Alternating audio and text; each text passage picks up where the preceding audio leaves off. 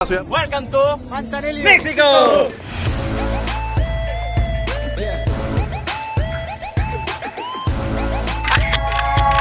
Dito hindi uso ang Ingles, kaya mapipilitan kang mag-Espanyol. So guys, first time namin dito ngayon sa Manzanillo, Mexico. Yan ang tropa. Andun yung barko namin. So ang kagandahan dito sa lugar nito, ang lapit-lapit lang ng labasan. Labas ka na agad ng gate at ulala, andito na agad yung park ng Manzanillo. Ito ano to? Barko ng Mexican Navy. Paano masabi? Mexican Navy ba? Iwan ko lang, wala man sabi. Ayun. Arm lang. Tikulata. My God. So doon na part, yun na yung Pero may simbahan ni Primero. oo. Bukas, ayan mo. Sasamba daw sila dyan bukas kasi mga good boy kami sa barko. Ang ganunan. Nasa vlog tayo, men. Wag ganunan. Nasa vlog tayo ngayon. So dito naman na part, doon yung opisina ng Navy, Coast Guard. Dito na part, ito na yung famous na statue dito sa Manzanillo.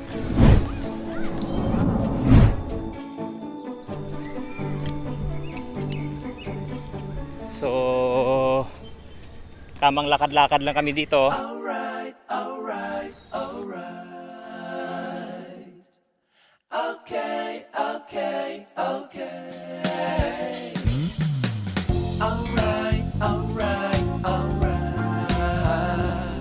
Tamang tingin-tingin lang sa mga paligid. Teka, may COVID pa ba? Bakit wala nang nagmamas? So dito sa may sentro historiko, tawag nila sa park na to, may exhibit ang Navy ngayon. Meron silang program for the kids, zipline, obstacle, at naka-display dito ang iba't ibang gamit nila sa Navy sa kanya-kanyang department.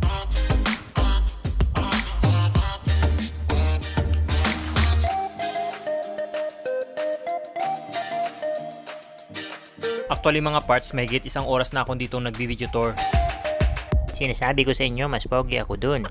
Paano masabi? Kung ayaw nyo maniwala pa eh, bahala na kayo. Gusto ko kalbo. Naniwala naman kayo sa nakaputing yun. Hindi yun astig. Ito ang mas astig. Diba?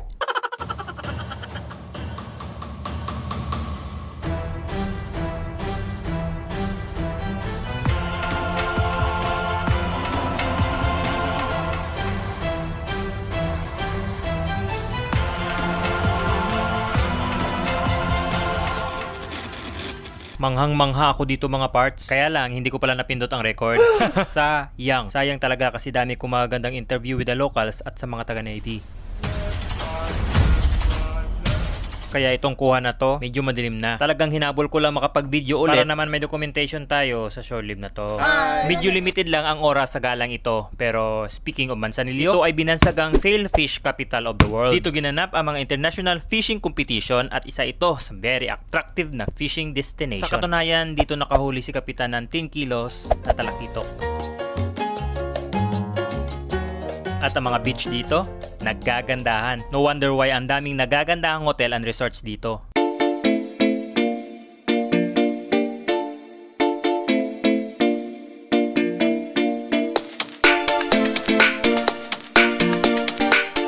Siyempre mga parts, di pwedeng hindi tayo magutom sa paggagalang ito.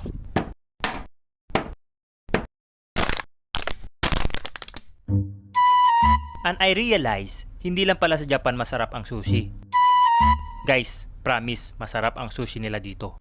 Paano masabi? Maliban na lang sa challenge na mahirap mag-order dito. Por favor, Espanyol, senyorito, senyorita. Tulad ng isang to. 30 minutes na itong nakikipagnegosasyon sa inumin namin na ang ending ay hindi naman namin gusto ang lasa.